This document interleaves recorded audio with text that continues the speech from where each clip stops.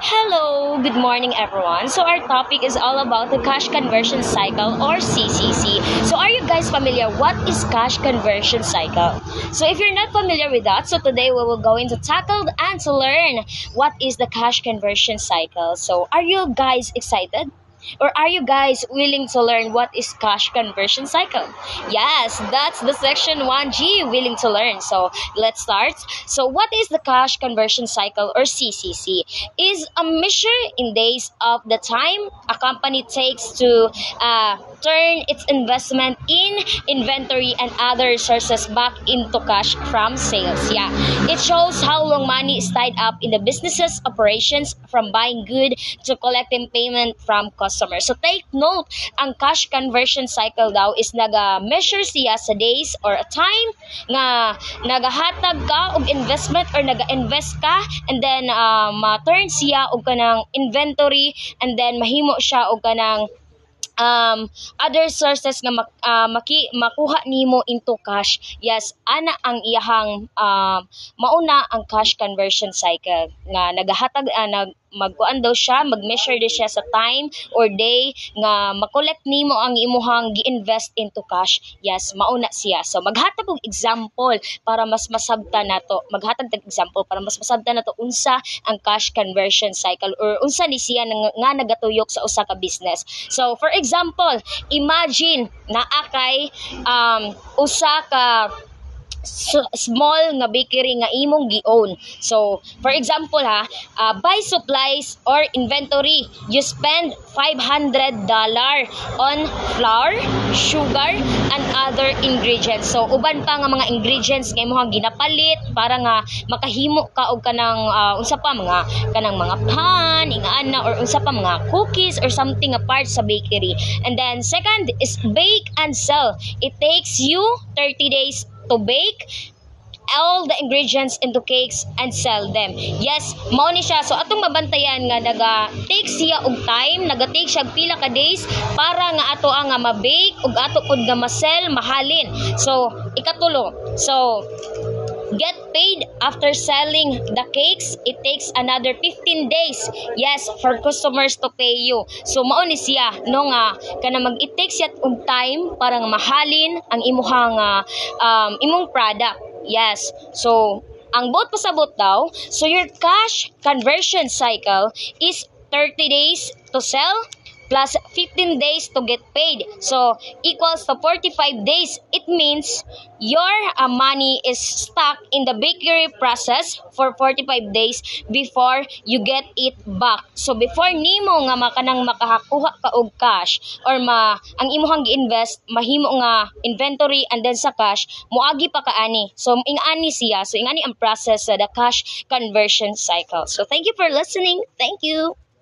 Hello everyone, my name is Elvin M. Gonzalez and this is a report about the formula of conversion cycle. Cash conversion cycle formula. The formula for calculating the cash conversion cycle sums up the days inventory outstanding and days sales outstanding and then subtract the days payable outstanding. Operating cycle. The first portion of the formula, DIO plus DSO, is called operating cycle, which is the number of days for inventory to be converted into finished goods and then sold, plus the average numbers of days receivables remain outstanding on the balance sheet before cash collections. Days payable outstanding, or the DPO.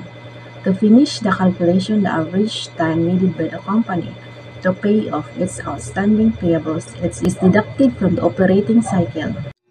Good afternoon everyone. This is the examples about cash conversion cycle. So DIO means the days inventory outstanding, then DSO is days sales outstanding, and also DPO is days payables outstanding. So DIO is equals to 40 days, then DSO is equals to 30 days, and DPO is equals to 25 days. So cash conversion cycle or CCC equals to 40 days, then plus 30 days minus 25 days, so equals 45 days. So this means it takes 45 days from paying for inventory to collecting cash from customers. So that's all. Thank you. Hi, let's talk about the Importance of cash conversion cycle. Una, shorter CC. Shorter CC, faster cash recovery, stronger liquidity, efficient operation. So, for example, kung tindahan ka og grocery, dali ra nimo mabaligya ang imong stocks og dali ra nimo makolekta ang imong halin og dali ra pud nimo mabawi imong puhunan. Ikaduha, longer CC, cash tied up in operation, potential liquidity challenges. Pananglitan, furniture business ka og taas kayo ang panahon sa pagbayad sa customer. So, giutang. So maglisod ka og bawi sa kwarta para palit na pod og bag-ong stocks. Visualization. First, cash outflow. Purchase of inventory. The cycle begins when a company spends cash to purchase inventory. This initial outflow is an investment in the product or goods that will eventually generate revenue. Inventory period or DIO. Time until inventory is sold. The inventory period, also known as days inventory outstanding DIO, measures the average numbers of days a company holds inventory before selling it. A shorter DIO indicates efficient inventory management and strong sales. Receivable period or DSO. Time until customer pay. The receivables period or day sales outstanding represents the average number of days it takes for a company to collect payment from its customer after sale. A shorter DSO suggests efficient credit and collection policies. Fourth, cash inflow. Collection of cash. Cash inflow occurs when the company collects cash from its customers, completing the sales process and generating revenue. Fifth, payables period.